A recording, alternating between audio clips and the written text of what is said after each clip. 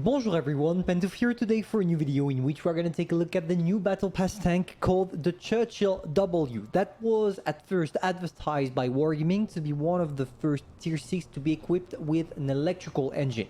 And of course, when you take a look at the tank, that is quite similar to the Defender tanks, and when you learn that Wargaming really advertised it on the engine, you would expect something quite mobile, right? But the truth is that out of all the tier 6 available, this one is probably among the slowest, even maybe more slow than a mouse, because you only go at 22 kilometers per hour maximum.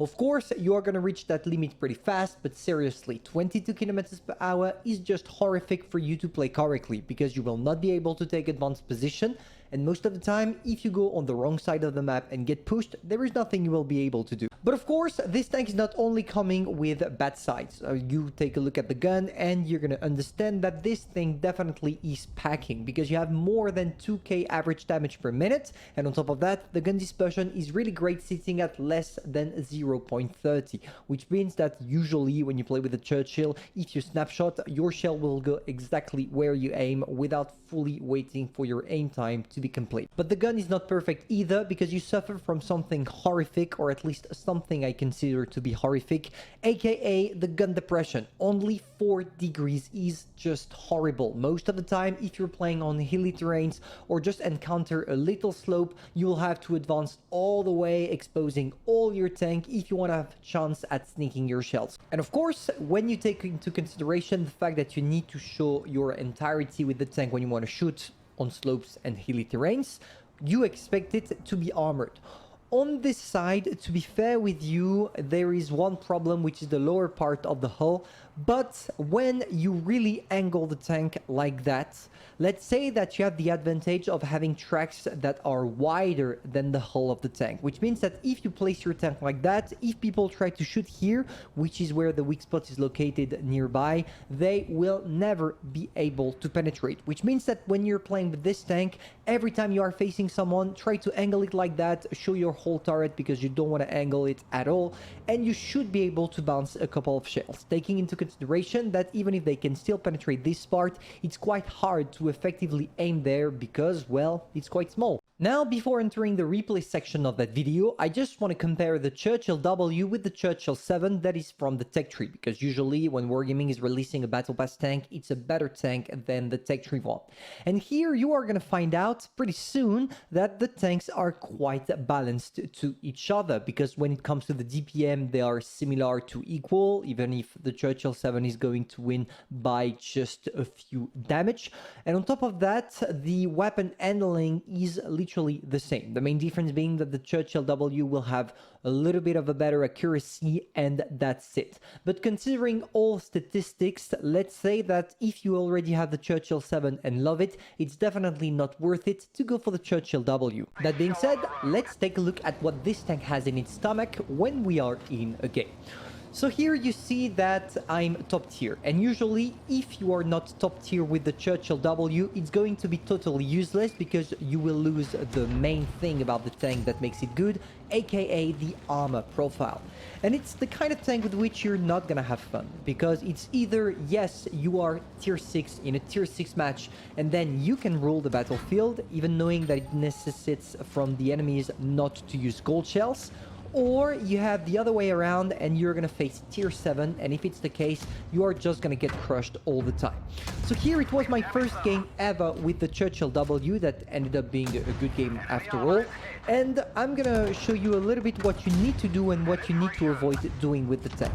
First of all, you see that I tried to track multiple times this KV-1S. This is the kind of thing you want to do with the Churchill, because sitting at 3.9 seconds of reload is definitely one of the main things about this tank that makes it interesting. If you perma-track your opponents, you stuck them for your allies, they can sneak some shells, you get assisting damage, there is one less gun that is available for the opponents, and everyone beside your enemies are winning in this. And this is why when you are playing with this tank and see tracks of opponents, I want you to focus as much as possible on this part of the tank. Now that being said, you see that I got totally crushed. I just want to show you where the shell and impacts went. So you see that, yeah, I need not to go too far here. You see that this is literally the weak spot. Here, impossible to penetrate. The turret, impossible to penetrate. But yeah, this plate here is just a juicy weak spot. But as every single tank in this game is equipped with a weak spot, we can't really blame them. Now, taking that into consideration, what you want to do is trying to hide as much as possible this part of the tank. And it doesn't need you to do too much things. For example, here I'm going side scrape against the T-34 and the Meiji, and it works perfectly. You see that with my 3.9 seconds of reload, even if I'm going to take a couple of shots, I'm still going to be able to destroy them because I knew the Meiji was reloading. So I'm just trying, popping some adrenaline when I can, snapping my shells straight into the boy until he dies. And now you're gonna see what I really hate about the tank, the lack of gun depression. Here you see that we evolve in a little slope, like there is literally nothing. I mean, when you compare with regular tank, this little slope here shouldn't be problematic for many tanks. But for the Churchill W, it's going to be a problem because you just struggle all the time with those little slopes. But luckily for us, the KV-1S turned around, we killed the Meiji, and now we're going to be a little bit too greedy on the M6, and what is going to kill us is the fact that we don't have enough gun depression. If I had just a little bit over the top managing to get the lower plate of the tank and therefore the weak spot, I wouldn't have died. But in this reality, Churchill only has 4 degrees of gun depression, and this is the kind of things that happens when you have 4 degrees of gun depression. It's also my fault because I shouldn't have just go out of my place like that. I should have waited for my allies, but I had 3 kills and I really wanted to go for the 4th one. I was too greedy. I paid the price, but in the end, it was still a good game. 2.3k damage, 1k damage blocked, taking into consideration that the tank is brand new. And of course, as a brand new tank, most people don't know where to shoot. But once people will learn how to fight against the Churchill W, I feel like your armor profile will no longer be good for you or will be usable.